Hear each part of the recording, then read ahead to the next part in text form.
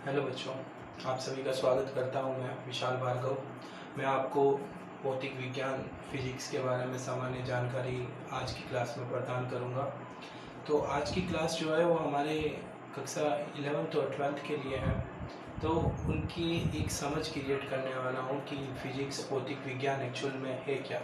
तो भौतिक विज्ञान एक विज्ञान की शाखा है जिसके अंतर्गत हम बहुत सारे उदाहरणों का अध्ययन करते हैं जो आपके समक्ष आप अपने चारों तरफ वातावरण में देखते हैं।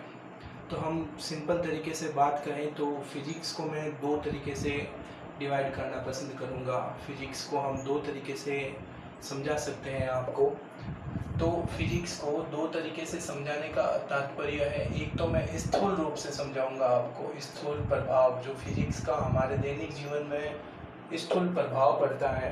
मैक्रोस्कोपिक लेवल की बात करें तो स्थूल का मतलब होता है बड़ा, हमारे चारों तरफ बड़ी वस्तुएं हैं, बड़े उदाहरण हैं, उनसे संबंधित हम बात करेंगे। तो स्थूल मैक्रोस्कोपिक डोमेन, प्रभाव को डोमेन बोलते हैं। मैक्रोस्कोपिक बड़े लेवल पे हम बृहद पैमाने पे बात करेंगे। और दूसरा है सूक्ष्म प्रभाव,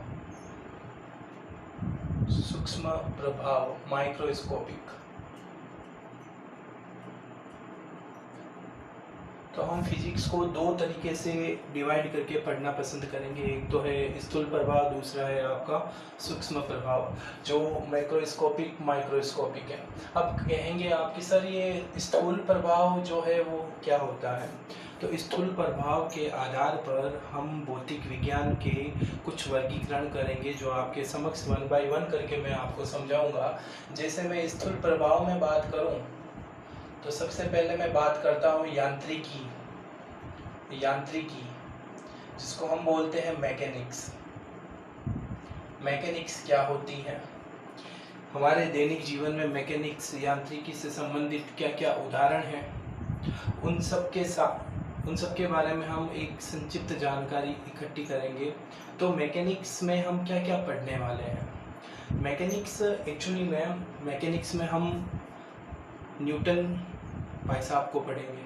न्यूटन जी ने गति के नियम दिए हैं। आप छोटी क्लासों में 9th क्लास में आपने पढ़ा था, न्यूटन ने गति के 3 नियम दिए थे। तो न्यूटन के हम कुछ नियम पढ़ेंगे। इसके अंदर न्यूटन को पढ़ेंगे। न्यूटन ने मोशन के बारे में कुछ लॉज देगा। Newton gave the laws of motion. 3 प्रकार के होते हैं। न्यूटन ने ही ग्रेविटेशन के बारे में कुछ बातें बताई हैं, तो उन ग्रेविटेशन को भी हम मैकेनिक्स में ही पढ़ेंगे। तो अगर गिनती करने की बात करें तो मैं आपको गिनाता हूँ हम क्या क्या पढ़ने वाले हैं। तो न्यूटन की गति के नियम पढ़ेंगे हम। इसमें हम कार्य, ऊर्जा, शक्ति है जिसको हम बोलते हैं वर्क पावर एनर्जी, इसको पढ़ेंगे। दृढ़ पिंड जो होते हैं 3D मतलब कि हम बोल सकते हैं 2D नहीं 3D का मतलब स्फीयर ले लो, आप बैलन ले लो, सिलेंडर ले लो, क्यूब ले लो, घनाभ, इन सब के बारे में हम देखेंगे कि इनकी कैसे गति होती है, किस प्रकार से ये जो है वो हमारे दैनिक जीवनचर्या में काम आते हैं। जैसे एक छोटा सा उदाहरण बताऊं तो एक दरवाज़ा होता है, तो दरवाजे का जो हैंडल होता है वो दीवार के पास न होके, जैसे सपोज दैट कि यह एक दीवार है और इस दीवार पे ये दरवाज़ा लगाया हुआ है मैंने, और ये दीवार पूरी बंद होती है। इस दीवार पे ये कमरे की दीवार है और यहाँ पर ये अटैचमेंट है, मतलब ये दरवाज़ा ऐसे अप डाउन होता है। तो इसका जो हैंडल होता है जो अपन खोलने के लिए यूज़ लेते हैं वो यहाँ लगाते हैं, न कि यहाँ पर, यहाँ नहीं लगाकर यहाँ लगाते हैं। तो इसके पीछे का क्या कारण है, तो इसके पीछे का कारण जो समझना है तो हमें मैकेनिक्स को पढ़ना पड़ेगा। तो सिंपल सीधी भाषा में बोलूं तो आपकी कक्षा 11वीं कक्षा के मैक्सिमम पार्ट जो है वो यांत्रिकी से संबंधित है। तो आप आशा करता हूँ आप समझ गए होंगे यांत्रिकी क्या है। तो यांत्रिकी में हम सिंपल सी बात कहूँ तो यांत्रिकी जो है वो हमारे दृढ़ पिंड, कणों के निकाय, उनसे संबंधित उनसे संबंधित गति के बारे में हम चर्चा करेंगे, समक्ष जानकारी प्राप्त करेंगे और उसके रिगार्डिंग हम देख सकते हैं कि उनके नियम के आधार पर हम किस प्रकार अपनी ज़िंदगी को आसान बनाते हैं। एग्जाम्पल के तौर पे मैं बालोतरा में हूँ, तो बालोतरा से मुझे जोधपुर जाना है या फिर जयपुर जाना है, तो मेरे पास में साधन है, मैं बाई बस जा सकता हूँ, बाई ट्रेन जा सकता हूँ। तो आपके मन में विचार आया होगा कि ये बस और ट्रेन जो है वो हमारे कार्य को आसान कर देते हैं, तो इसके पीछे का क्या लॉजिक है, कौन सा सब्जेक्ट है, जिस सब्जेक्ट को पढ़ने के बाद साइंटिस्ट जो है वैज्ञानिक, उन्होंने धीरे धीरे करके मैकेनिक्स इंजीनियरिंग करके इंजीनियर जो है इन्होंने रेल का निर्माण किया, हवाई जहाज जो है वो एक जगह से उड़ान भरती है दूसरी जगह लैंड करती है, तो उसमें ऐसा क्या है, तो उसके पीछे के जो बेसिक नियम हैं उनकी चर्चा हम मैकेनिक्स में करेंगे। आई होप आप समझ गए होंगे। दूसरी बात करें तो वैद्युत गति की, वैद्युत को बोलते हैं इलेक्ट्रॉनिक नहीं बोलेंगे, इलेक्ट्रिकल बोलेंगे। तो इलेक्ट्रो ले लिया मैंने, गतिकी का मतलब डायनेमिक, तो इसका पूरा नाम बन जाता है इलेक्ट्रोडायनेमिक। तो अब आपके मन में विचार आ रहा होगा, सर जी ये इलेक्ट्रोडायनेमिक क्या होती है, क्या विद्युत भी गति करता है? नहीं, एक्चुअली में इलेक्ट्रोडायनेमिक विद्युत गतिकी क्या है, इसमें हम पढ़ेंगे आवेशित कण होते हैं। अब आवेशित कण चार्ज्ड पार्टिकल, उनके रिगार्डिंग, उनसे रिलेटेड हम जो भी तथ्य हैं, उनसे संबंधित जो परिघटना फिनोमिनॉन्स है, उन सब का हम अध्ययन करेंगे। तो हमारे दैनिक लाइफ में भी इसका उपयोग है? जी हाँ, जरूर इसका उपयोग है। कहाँ है सर? हमारे घर पे आप देख सकते हैं बिजली, इलेक्ट्रिसिटी के दौरान ही हम गर्मी में पंखे से हवा खाते हैं, अंधेरे में हम बल्ब की सहायता से रोशनी प्राप्त करते हैं। तो इन सब के पीछे विद्युत गति की इलेक्ट्रोडायनेमिक का ही रोल है। तो हम मोटे तौर पे कहेंगे सर इसमें हम क्या पढ़ेंगे? सर इसमें हम आवेशित कणों को पढ़ेंगे, आवेशित कण को। सर ये आवेशित कण जो है, इसको ये क्या होते हैं चार्ज्ड पार्टिकल, ये एक्चुअली में है क्या हम इनको देख सकते हैं क्या? नहीं, हम इसको देख नहीं सकते, बट इनके रिगार्डिंग बहुत सी थ्योरीज आई हुई है। एग्जाम्पल के तौर पे बताऊं तो मैं थॉमसन, जे थॉमसन, केमिस्ट्री में आप रसायन विज्ञान में पढ़ेंगे तो जे थॉमसन ने इलेक्ट्रॉन की खोज की थी, तो इलेक्ट्रॉन को हम पढ़ेंगे। रदरफोर्ड भाई साहब ने प्रोटॉन की खोज की, तो प्रोटॉन को हम पढ़ेंगे। तो ये आवेशित कण है। अब मेरा क्वेश्चन आपके लिए ये है, एक और होता है क्या? न्यूट्रॉन। अब मेरा क्वेश्चन ये है कि सर क्या ये न्यूट्रॉन जो है वो आवेशित कण है, न्यूट्रॉन चार्ज्ड पार्टिकल है या नहीं है? अगर है तो कौन सा आवेशित कण है? जैसे एग्जांपल के तौर पे बोलूं तो ये जो है वो नेगेटिव चार्ज पार्टिकल है। इलेक्ट्रॉन जो है वो ऋण आवेशित होता है, ऋण का मतलब नेगेटिव चार्ज पार्टिकल। प्रोटॉन जो होता है वो धनावेशित होता है, मतलब पॉजिटिव चार्ज पार्टिकल। अब ये जो न्यूट्रॉन है वो क्या होता है? आप कमेंट करके जरूर बताइएगा, न्यूट्रॉन के ऊपर कौन सा चार्ज होता है? ऑप्शन दे देता हूँ मैं आपको। सर 3 ऑप्शन दे रहा हूं मैं, कंपटीशन एग्जाम आपको 4 देती है, मैं 3 देता हूं। पॉजिटिव चार्ज पार्टिकल है, second option negative charge particle है, थर्ड ऑप्शन कोई चार्ज नहीं है, मतलब ना ही पॉजिटिव है ना ही नेगेटिव है। आपका आंसर का वेट करूंगा मैं। तो न्यूट्रॉन क्या है, कौन सा चार्ज है, तो इनसे रिगार्डिंग हम बातें इसमें करेंगे। और अगर हम बात करें तो इलेक्ट्रॉन के बारे में हम देखेंगे इसमें कि इलेक्ट्रॉन बहुत ही खतरनाक प्राणी है। इलेक्ट्रॉन के नाटक आप देख सकते हैं। इलेक्ट्रॉन जो है ना बहुत ही नखरे वाला आदमी है, इसके 3 नखरे उठाने पड़ेंगे हमें। कब उठाएंगे हम? 12th क्लास में। 12th क्लास में आप जो फिजिक्स पढ़ेंगे तो इलेक्ट्रॉन के 3 नखरे उठाएंगे, और इन तीनों नखरों के बेस पर 7-8 चैप्टर आपके बन जाएंगे। तो इलेक्ट्रॉन नखरे वाला है या नहीं है? 12th वाले बच्चे कमेंट करके बोलना, इलेक्ट्रॉन नखरे जो हैं, इलेक्ट्रॉन के 3 नखरे आपको याद होने चाहिए। पहला नखरा, इलेक्ट्रॉन चुपचाप बैठा है, जिसको हम बोलते हैं स्टैटिक्स। स्टैटिक बोल सकते हो, स्थिर बोल सकते हो। तो इलेक्ट्रॉन चुपचाप बैठा है, ठीक है। दूसरा, इलेक्ट्रॉन गति कर रहा है, मोशन में है। इलेक्ट्रॉन गति कर रहा है, गतिशील है, गति कर रहा है। तीसरा भी इलेक्ट्रॉन गति कर रहा है, लेकिन अब कहेंगे ये दोनों अलग है। यस, अलग है। दूसरा जो है वो है यूनिफॉर्म गति, यूनिफॉर्म मोशन, एक समान गति। एक समान गति का मतलब उसके त्वरण का मान 0 है, एक्सेलरेशन 0 है। एक समान गति समझते हैं आप, जिसमें वेलोसिटी जो वेग का मान होता है वो परिवर्तित नहीं होता है, एक रूप से चलता रहता है, एक समान गति। और यह है non uniform motion. Non uniform motion का मतलब असमान गति। असमान गति मतलब इसके वेग में कमी भी हो सकती है और वृद्धि भी हो सकती है। तो हम देख सकते हैं कि इलेक्ट्रॉन के 3 नाटक हैं आपके। स्टैटिक, जब वो चुपचाप स्थिर अवस्था में होता है तब वह इलेक्ट्रिक फील्ड जनरेट करता है। इलेक्ट्रिक फील्ड को बोलते हैं विद्युत क्षेत्र। इस विद्युत क्षेत्र को समझने के लिए हम 12th क्लास में एक पूरा 4 चैप्टर पढ़ेंगे, इससे रिगार्डिंग, इससे संबंधित है, बेसिक जानकारी दे रहा हूँ मैं।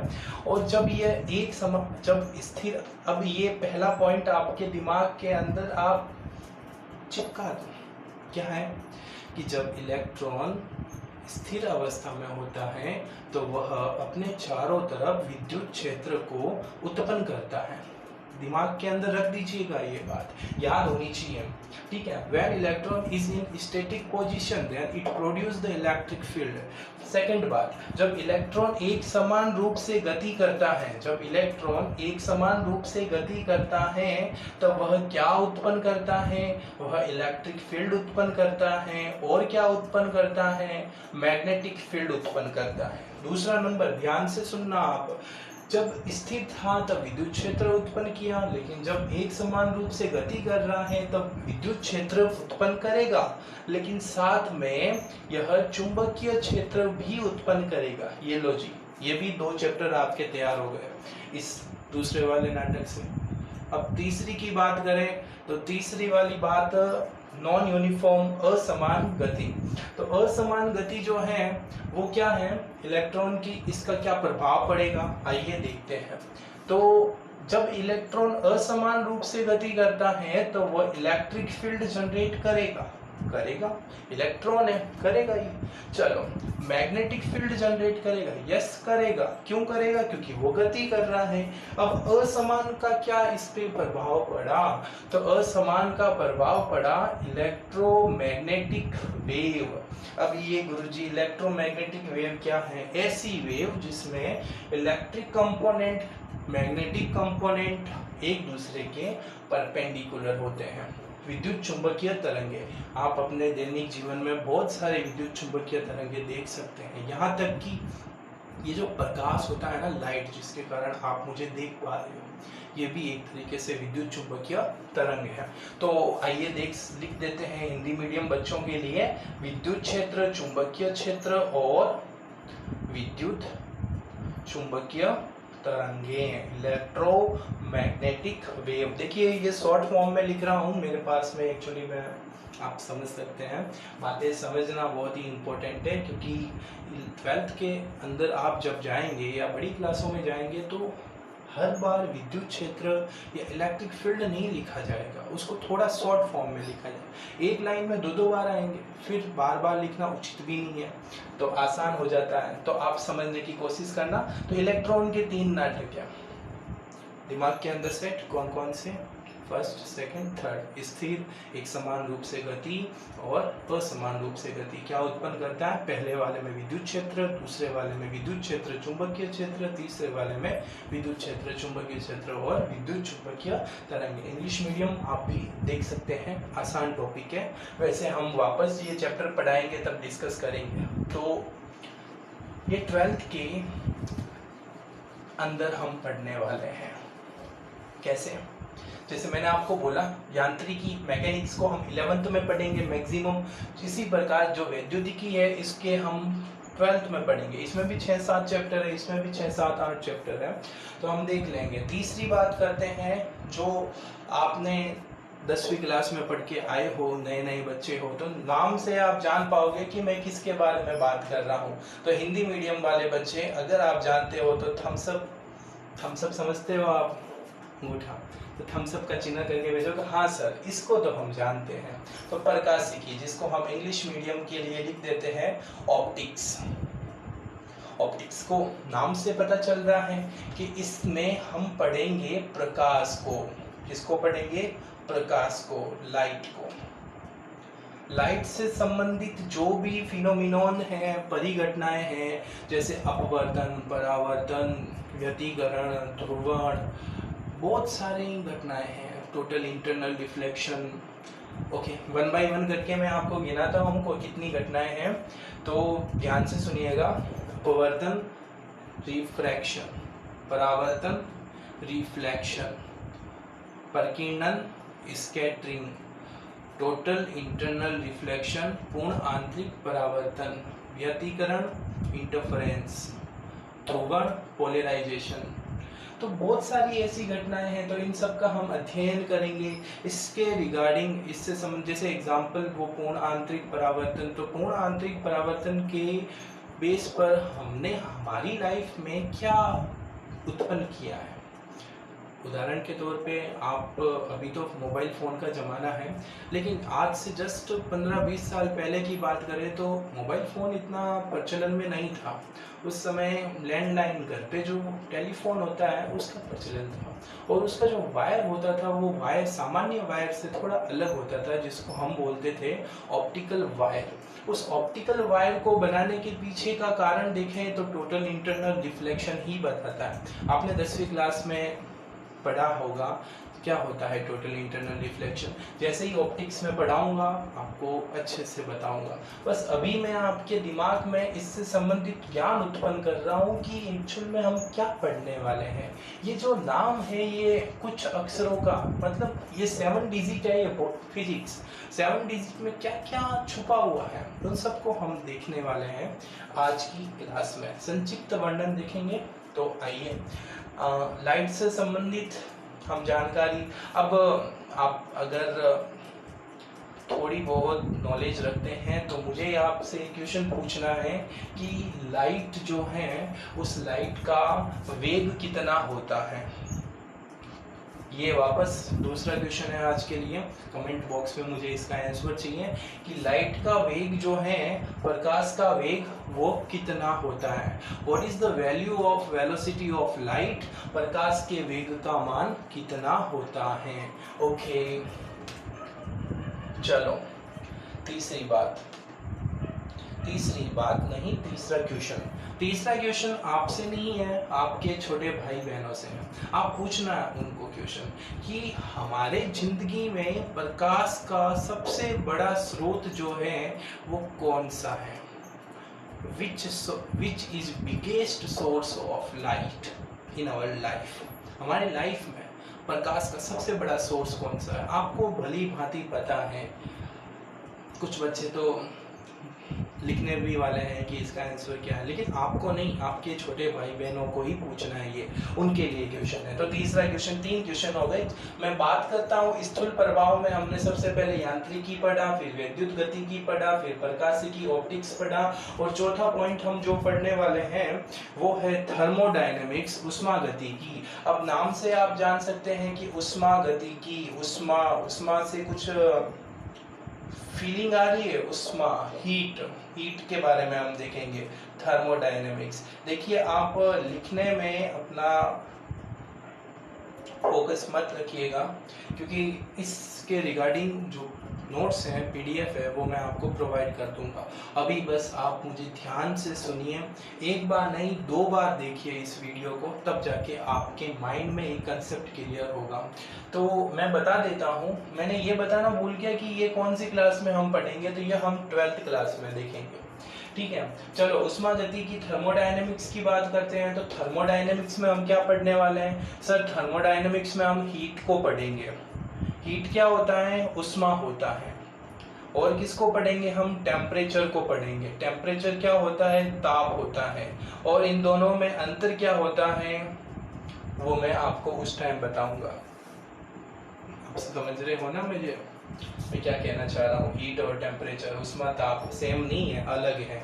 हमने अभी तक जाना होगा कि हाँ ये सेम होता है, एक्चुअल में ये सेम नहीं है, ये अलग है। क्या अंतर है इसके बेसिक जानकारी अगर मैं दूं तो उष्मा एक ऊर्जा का प्रकार है, जबकि ताप जो है वो किसी द्रव्य, नॉट अ द्रव्य मैटर जिसको बोलते हैं, तो द्रव्य का गुण होता है। आप समझ सकते हैं। एक और अगर डेफिनेशन दूं तो जो हाई टेम्परेचर होता है और एक होता है लो टेम्परेचर, उच्च ताप और एक होता है निम्न ताप। तो उच्च ताप को हम जैसे एग्जांपल के तौर पे मैं बोल देता हूँ कि उच्च ताप है अपना 200 केल्विन है और निम्न ताप है 100 केल्विन। तो आप यहाँ पर एक चीज और पता लगा सकते हैं कि ताप का मात्रक केल्विन लिया है मैंने। स्टैंडर्ड ऐसा यूनिट जो है वो केल्विन होती है टेम्परेचर की। तो 200 केल्विन है और के का मतलब केल्विन, 100 केल्विन है। और यहाँ से कुछ एनर्जी जो है, ऊर्जा है, वो हाई टेम्परेचर से लो टेम्परेचर मतलब उच्च ताप से निम्न ताप की ओर कुछ एनर्जी जो है वो जाती है। और ये जो एनर्जी होती है वो उष्मा के रूप में होती है, हीट के रूप में होती है, और इसका मात्रक होता है जूल। आपने पढ़ा होगा 10वीं क्लास में, नाम सुना होगा जूल। नहीं सुना तो मैं इतना सुनाऊंगा आपको कि ऑटोमेटिक आपको याद हो जाएगा। तो आप बस इतना ध्यान रखिए कि उष्मा और तापमान अलग होता है, और उष्मा जो है वो हमेशा उच्च ताप से निम्न ताप की ओर गमन करती है। Heat is always transfer from high temperature to low temperature. What is the unit of heat? तो हीट जो है वो एनर्जी है, और एनर्जी की यूनिट जूल होती है। तो उष्मा का मात्रक जूल ही होगा। क्यों होगा? क्योंकि उष्मा तो ऊर्जा है। तो what is the unit of temperature? तापमान का मात्रक क्या होगा? अभी बताया मैंने, तापमान का मात्रक क्या होता है? केल्विन होता है। क्यों सर? मैंने तो डिग्री सेल्सियस भी पढ़ा। ये लो जी, डिग्री सेल्सियस। कुछ बोलेंगे सर फारेनहाइट भी तो होता है ना, अभी तो बहुत चलन चल रहा है, इसमें कोरोना का काल चल रहा है। और एक जो गन थर्मोडायनेमिक्स के बेस पे जो गन होती है, उस गन से हमारे टेम्परेचर को मेजर करते हैं, और उस मेजरमेंट के हम देखते हैं कि कोई फ़ारेनहाइट की मशीन होती है तो कोई डिग्री सेल्सियस में मेजर करती है। तो आप देख सकते हैं, मेजर जो हम बात करें कि टेम्परेचर की जो मेन यूनिट है, जिसको एसआई यूनिट बोलते हैं, अगले लेक्चर में मैं मात्रकों के बारे में आपको जानकारी दूंगा, तब बताऊंगा कि केल्विन जो होता है वो आपकी एसआई यूनिट है, system of international SI unit है। तो डिग्री सेल्सियस भी यूनिट है, फ़ारेनहाइट भी यूनिट है बकायदा, बट जो केल्विन है वो एसआई यूनिट है। ओके, आगे चलते हैं। तो आपको ज्ञात हुआ कि उष्मा और तापमान में क्या अंतर होता है, what is the difference between heat and temperature. Okay fine, तो हम इनके बारे में जानकारी लेंगे। और सर हम किसके बारे में जानकारी लेंगे? और हम लेंगे, हमारे घरों में फ्रीज को यूज करते हैं अपन, फ्रीज। हीटर को यूज करते हैं आप लोग, हीटर है जैसे इलेक्ट्रिक हीटर,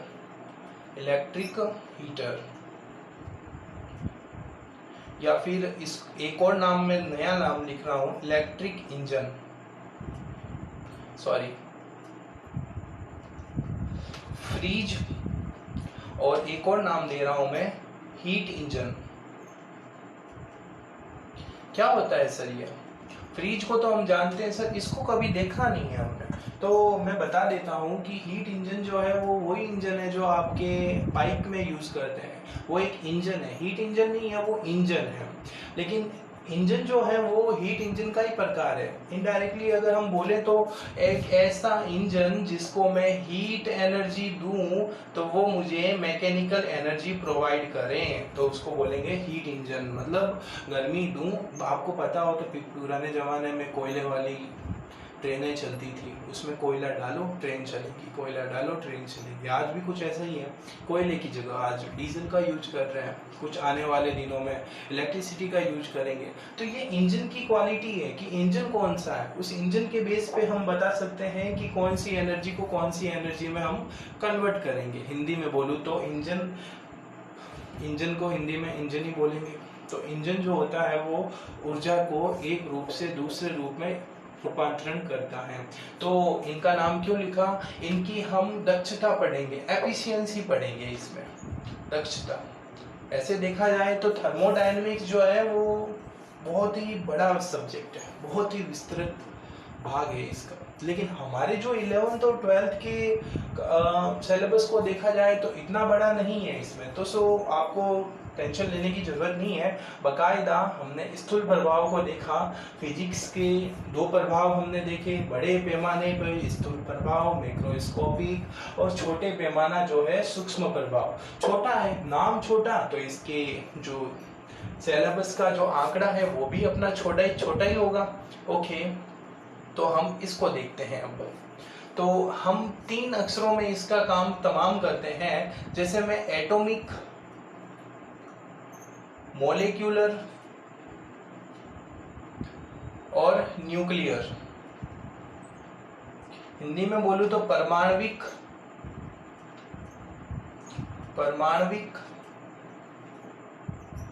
आणविक,